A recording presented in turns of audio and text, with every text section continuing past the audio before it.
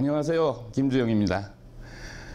시작이 반이라고 했던가요? 벌써 여러분하고 만난 지 8번째 강의 되겠습니다. 자, 오늘은 제목이 거창합니다. 1894년 조선에서 있었던 일. 1894년은 갑오년이고요. 저희 근대사에서 가장 중요한 세 가지의 사건이 동시에 벌어지는 해이기도 합니다. 자, 보시겠습니다. 1894년은요, 지금으로부터 몇 년 전입니까? 계산 빠르신 분은 바로 나오셨으리라고 생각이 됩니다. 127년 전밖에는 안 돼요. 지금으로부터 127년 전. 갑오년입니다. 이 갑오년에 1894년 갑오년에 조선에서는 근대사의 획기적인 경계선이 될 수 있는 사건이 3개나 동시다발적으로 터집니다. 순서대로 먼저 말씀드리겠습니다. 첫째는 동학농민운동이 터지기 시작을 하고요. 그 와중에 청일전쟁이 터집니다. 그리고 일본이 승세를 잡자 일본식 개혁인 갑오개혁이 시작이 됩니다. 그래서 1895년 을미년으로 넘어가게 되는 것입니다. 자, 그 과정 속에 들어가 보도록 하겠습니다. 자, 동학농민운동 전체 과정을 5분짜리 동영상으로 띄웠는데 일단 보시고 설명드리도록 하겠습니다. 1894년 동학농민혁명은 우리 근대사의 한 획을 그은 역사적인 사건이다. 고부군수 조병갑의 가혹한 수탈로 농민들을 일으켰던 혁명은 전국적으로 번져나갔다. 1894년 5월 나라를 보호하고 백성을 구하며 편안하게 한다는 기치 아래 농민들이 일어났다.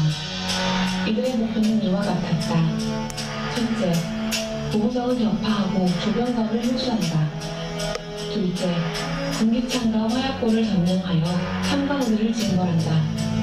셋째, 정주성을 격파하고 서울로 직행해 민치정권을 타도한다. 성신이 부대시자 정부는 이용태를 아랫사로 파견했다. 이용태는 먼저 농민들과 협상을 하였다. 그러나 곧 약속을 깨고 백성들을 잡아 가두기 시작했다. 민치는 더욱 분노하였고 농민 대표였던 전봉주는 손하준, 김계명진과 연대해 동학농민회를 결집시켰다. 이들은 통일전쟁에 승리한 후 흥덕, 무당군을 점령하며 하족지대로 나아갔다. 4월 27일 전주성을 함락시키고 5월 7일 전주화약을 맺어 농민자치기구의 집단소를 설치하였다. 또한 11회 중 해상개혁안을 합의하였다. 동학농민군은 화약을 맺은 후 해산하게 되었다.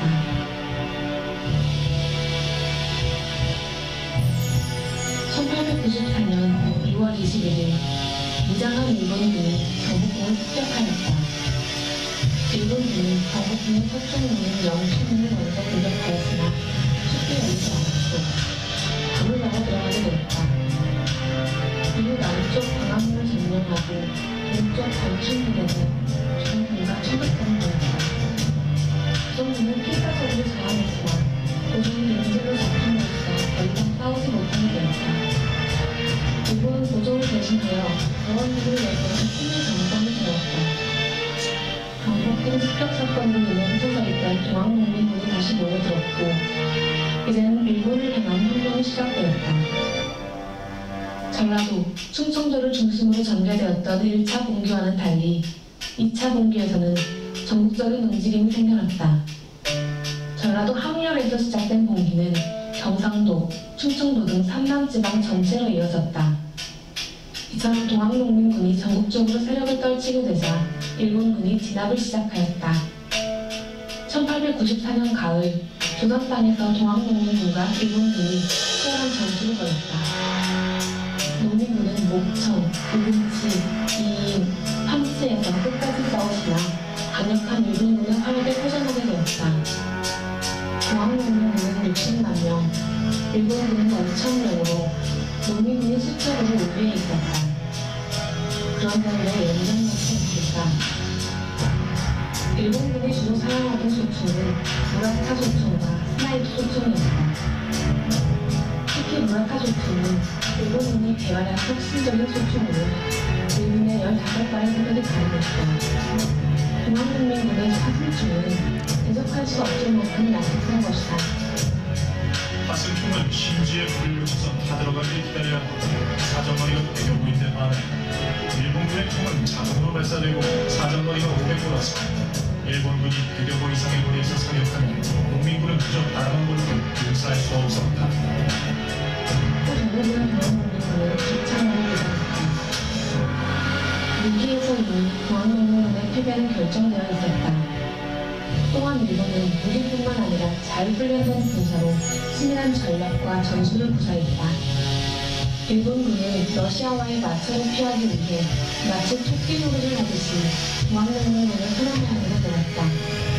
이 과정에서 일본군은 농민군뿐만 아니라 수많은 양민들까지 죽였다. 아무런 절차도 없는 직설 처분을 사용하였고 농민군을 비롯한 많은 부서들이 폐위생명했다.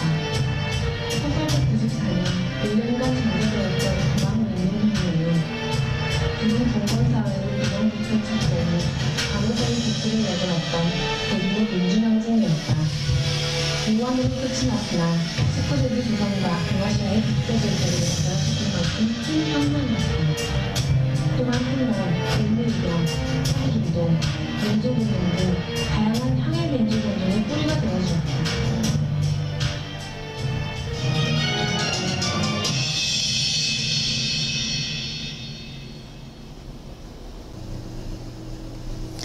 네, 동학농민혁명의 1차, 2차 경과 과정이었습니다. 그런데요, 하소연을 여러분께 하나 해야죠. 저희 강사들이 좋은 동영상 자료를 직접 제작하기는 버겁지 않겠습니까? 따라서 유튜브에서, 요즘 말하는 너튜브라는 유튜브에서 구하게 되는데, 이 저작권 문제로 잘 안 올라가는 경우가 있습니다. 그런 경우에는 여러분이 널리 양해를 부탁을 드리겠습니다. 동학농민운동의 1차 농민운동은 내정개혁이었습니다. 내정개혁을 위하여 봉기를 했고 황토현 전투에서 승리를 하고 그리고 전주화약을 맺게 됩니다. 자진 해산을 조건으로 해서 폐정개혁 12개조를 약속을 받습니다. 그것이 소위 말하는 전주화약입니다. 그런데 문제는 그 당시에 정권은 일본 군하고 이 당시의 정권은 청나라 군대를 불러들입니다. 청군을 통해서 동학군을 진압하겠다는 뜻입니다. 그런데 이 청나라 군대가 조선에 진주하면서 옛날 10년 전의 갑신정변 당시에 텐진 조약이라는 걸 둘이 맺었거든요. 청과 일본이. 따라서 그 조약에 의해서 일본군한테 조선 진군을 통보합니다. 일본군은 이 통보를 받고 우리 조선 정부의 부름 없이 불법으로 조선에 진군을 하게 됩니다. 따라서 조선에 진군한 두 나라 군대는 전주화약 이후에 우리나라 한복판, 수도 한복판에서 붙게 됩니다. 소위 말하는 청일전쟁의 시작인 것입니다. 여러분, 청나라와 일본이 전쟁을 하는데 왜 우리나라에서 하게 됩니까? 나라의 힘이 없었기 때문입니다. 그래서 일어난 게 제2차 동학농민운동입니다. 2차 동학농민운동은 규모가 1차 때보다 훨씬 컸습니다. 왜냐? 단순한 내정개혁이 아니라 청군과 일본군에 대한 외세배격을 강력하게 주장했기 때문입니다.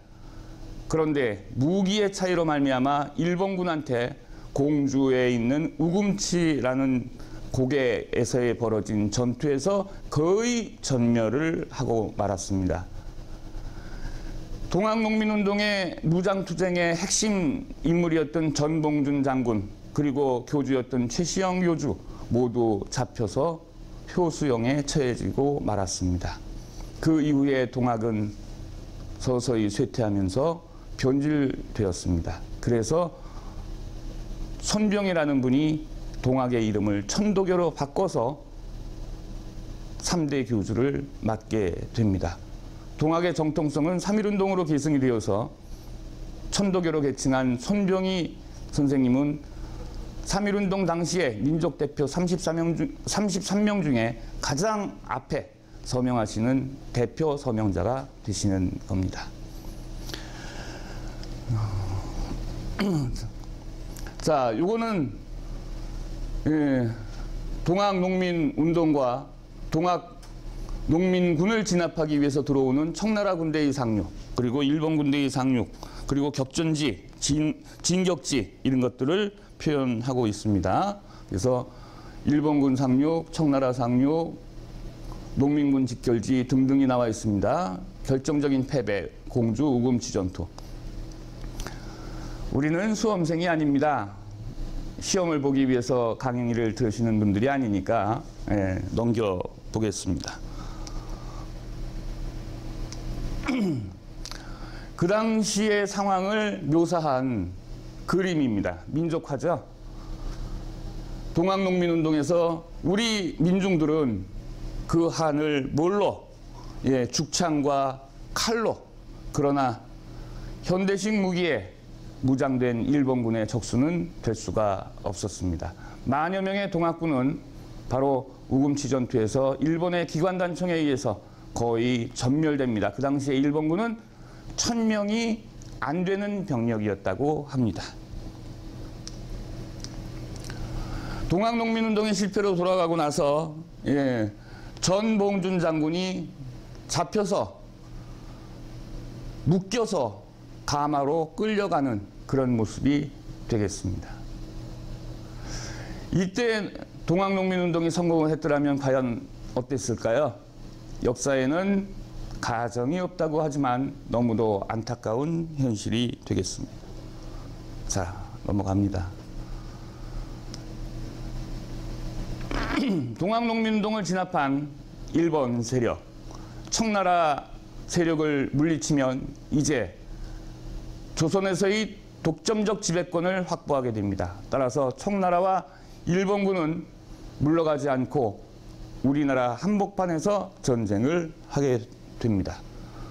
자, 이것이 세계 열강들이 우리나라를 소위 침탈하기 위해서 영국은 거문도 불법 점령 사건을 일으키고 청나라는 전통적인 세력이었으며 러시아도 일본을 견제하기 위해서 원산을 비롯해서 동해 안에 있는 대도시를 중심으로 침탈을 시작을 했고요.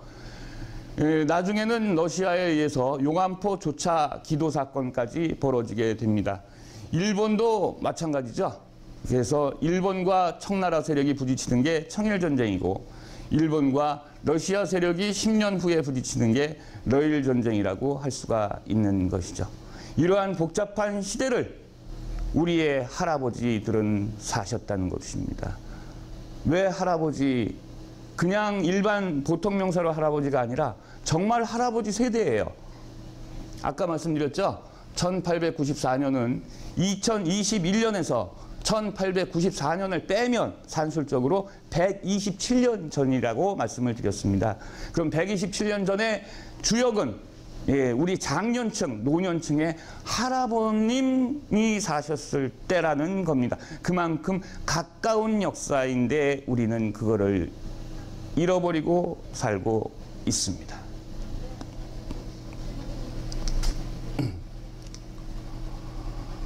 자, 1894년 청일전쟁에서 일본이 승세를 잡아가자 일본은 경복궁을 점령을 합니다. 물론 불법 점령이었죠. 그래서 민비 세력을 제거를 하고 그리고 친일 정권을 세우게 됩니다. 이 친일 정권에서 드디어 일본의 메이지 유신을 본딴 개혁을 시작을 하게 되는데 그 개혁이 바로 가보 개혁인 것입니다. 가보 개혁의 핵심 부분은 여기 적혀져 있다시피 많은 개혁이 있는데 그 중에서 우리나라가 법제적으로 신분제도를 철폐하는 가장 핵심적인 역할을 하는 게 갑오개혁입니다. 따라서 이 갑오개혁은 우리 근대사에 있어서의 하나의 절대적 분수령이라고 할 수가 있습니다. 그러면 일본이 시켜서 한 개혁 아니냐? 갑오개혁은요, 양면성이 있어요. 갑오개혁은 친일 내각에 의해서 주도되었기 때문에 일본의 입김에 의해서 된 것 아니냐. 물론 그런 측면도 없지 않아 있긴 합니다. 그러나 갑오개혁을 완전히 무시할 수는 없습니다. 왜? 일본은 자신들의 세력에 의해서 친일 세력으로 내각을 구성하는 데까지는 성공을 했지만 그 이후에 개혁 내용에는 그다지 간섭하지는 않았다고 합니다. 따라서 우리 관료에 의해서 그 당시에는 좋고 그름을 따질 상황이 아니었죠. 일본식 메이지 유신의 근대화를 따라서 했던 겁니다. 우리 관료들이. 모델을 일본식으로. 그래서 갑오개혁은 그 내용면에서는 상당히 긍정적인 역할을 했다라고 평가를 할 수가 있는 것이죠. 그중에 제일 중요한 건 뭐라고 말씀드렸습니까? 우리나라의 법제적 신분제도가 사라졌다. 평등사회가 되었다. 모든 민주주의의 현대화의 핵심이 바로 정치적인 면에서 신분제도 철폐 아니겠습니까? 이제는 양반도 없고 상민도 없고 천민도 없는 그러한 법제적인 신분제도가 사라졌다는데 큰 의미가 있는 것입니다. 물론 관습적인 신분 차별은 그 후에도 뭐 한 100년 이어지지 않았습니까? 그러나 그거는 관습적이고요. 일단 법제적으로는 철폐가 되었습니다. 갑오개혁은 1차 개혁, 2차 개혁, 3차 개혁으로 나누는데 그중에서 갑오개혁을 본격적으로 실시했던 1, 2차 개혁의 핵심 관청이 뭐냐 하면 여기 나오죠. 군국기무처입니다. 군국기무처에서 한 내용의 핵심을 보면 두 번째 난을 주목해 보시기 바랍니다. 문벌과 양반, 상민 등의 계급을 타파하여, 계급 타파 나오죠? 평등사회가 된다는 것입니다. 귀천의 구애됨이 없이 임제를 뽑아 쓴다. 그리고 이제 연좌제 폐지, 조혼의 금지, 그 다음에 과부제가 허용, 공사 노비법의 혁파, 노비제도의 혁파거든요. 그 다음에 화폐의 급납화, 각종 세금 화폐로 내는 것. 이런 근대적인 요인들이 갑오개혁에서 실시가 됩니다. 자, 갑오개혁은 하다가 중단되고 다시 합니다. 그러면서 해를 넘기죠. 1895년은 을미년입니다. 따라서 을미년의 개혁을 잠깐 보도록 하겠습니다. 여러분, 을미개혁은요, 갑오개혁하고 전혀 다른 개혁이다? 아닙니다. 갑오개혁의 3차 개혁이에요. 갑오개혁을 주도했던 1차 내각, 당연히 친일 내각입니다. 그러나 러시아의 입김에 의해서 삼국 간섭이 일어나고요. 그러면서 2차 내각은 친러 내각 성향입니다. 그러다가 다시 3차 내각은 친일 내각 성향으로 다시 돌아옵니다. 그들이 했던 갑오개혁의 3차 개혁이 을미개혁이라고 하는 겁니다. 왜냐하면 해를 넘겼기 때문에. 그래서 갑오.을미개혁이라고 해서 같이 보는 겁니다. 그러면 갑오개혁에서는 1894년 개혁에서는 가장 중요한 게 신분제 철폐입니다. 그러면 1895년 을미개혁에서 가장 중요한 것은 단발령인 것입니다. 단발령. 남자 위주로 단발령. 우리의 전통 문화는 남자들의 장발이었습니다. 여러분 다 기억나시죠? 박정희 대통령 시절에 장발을 하면 잡혀가가지고 경범죄로 넘겨져가지고 벌금 물고 나오고 막 일본말을 해서 죄송합니다. 바리깡으로 해서 여기 고속도로 내고 나오고 이발 안 할 수 없게 이렇게 단속을 당한 적이 있습니다. 그러나 우리의 전통은 장발입니다. 장발을 효율적으로 하기 위해서 상투를 트는 거죠. 이렇게. 그래서 그 상투를 풀면 허벅지까지 옵니다. 남자 머리들이요. 신체 발부는 수지부모라. 안 깎습니다. 그런데 이거를 깎으라는 명령이 떨어집니다. 단발령은 단순히 머리를 깎는 데 의미가 있는 것이 아니라 우리의 전통 문화를 중지시키고 새로운 서양 문물이 일본을 거쳐서 조선에 들어오는 외래 문물을 완전히 수용한다는 그런 표시가 되겠습니다. 상징적인. 자, 그러면 보시죠. 1차 개혁에서, 갑오개혁에서 신분제도가 철폐돼서 전근대적인 봉건적인 계급사회가 무너지고 근대적인 평등사회를 구성을 한 것이 1894년입니다.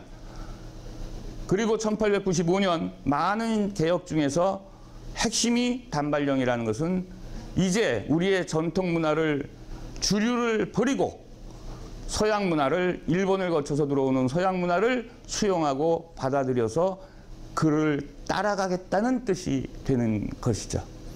이런 상징성이 있는 커다란 두 사건이 바로 갑오개혁과 을미개혁의 핵심 내용이 되는 것입니다. 그러면 우리의 역사의 커다란 전환점이 바로 몇 년 전에, 126년 전에 있었다는 것이죠.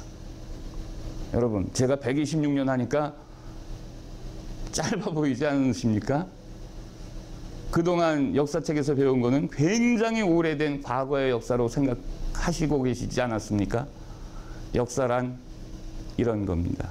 따라서 많은 역사 사건을 다 아실 수는 없어도 화제가 되는 핵심적인 내용은 손자, 손녀들한테 얘기해 주실 만큼 아시면 좋겠죠. 아, 물론 죄송합니다.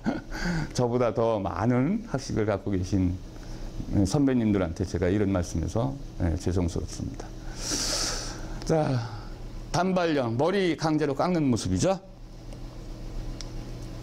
을미개혁 때는 연호를 건양이라고 사용하기도 하고 친위대, 진위대에 군대가 설치되기도 하고 요 사회적 내용의 핵심인데요. 단발령의 실시, 종두법의 실시, 이거는 뭐 요즘에 코로나 시대에 엄청나게 중요한 거 아니겠습니까? 종두법의 실시, 태양력의 사용, 양력이죠. 달력이 음력에서 양력으로 공식적인 달력이 바뀌었다는 겁니다.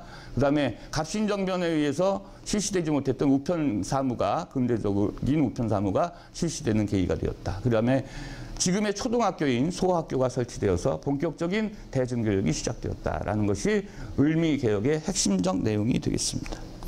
그래서 우리나라의 개혁이 모든 게 일본의 입김에 의해서 되었다라고 해서 간과하거나 무시해버리면 안 된다는 것이죠. 그 내용을 봐야 될 것 같습니다. 자, 을미개혁의 단발령이고요. 그러면 지금까지 여러분과 저와 세 가지의 핵심적인 내용을 공부를 했습니다. 기억 더듬어서 결론을 한번 살펴보도록 하겠습니다. PPT는 이렇게 띄워놓고요. 세 가지 사건이 동시다발적으로 이루어지는 연도가 1894년의 갑오년이라고 말씀을 드렸고요. 그 갑오년의 변화를 촉발시키는 것은 물론 동학농민운동이었습니다. 그러나 동학농민운동을 계기로 해서 일본군과 청군이 조선에 진주를 하게 되고요. 동학을 진압한 일본군에 의해서, 일본군의 도발에 의해서 청일전쟁이 벌어지게 되고요. 청일전쟁은 그 이듬해에 결론이 납니다. 일본의 승리로.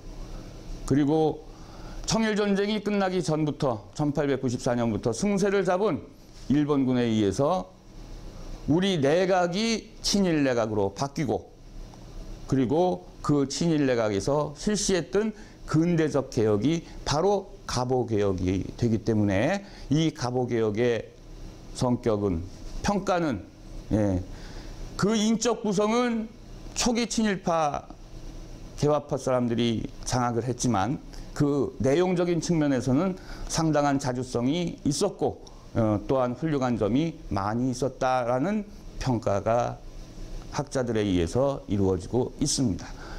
그래서 갑오개혁이 2년 차야 갑오개혁이 바로 연도를 바꿔서 얘기하는 을미년의 개혁, 을미개혁이 되겠고, 을미개혁의 핵심은 말씀드렸듯이 단발령이라는 우리의 전통 문화를 서양 문화로 대체하는 상징적인 사건이 된다라는 말씀을 결론으로 드리고 근대사 강의를 마칠까 합니다. 다음에 또 기회 있으면 좋은 기회에 만나 뵙기로 하고요. 다음 강부터는 춘천의 역사 아시죠? 여러분이 더 잘 아시는. 자, 감사합니다.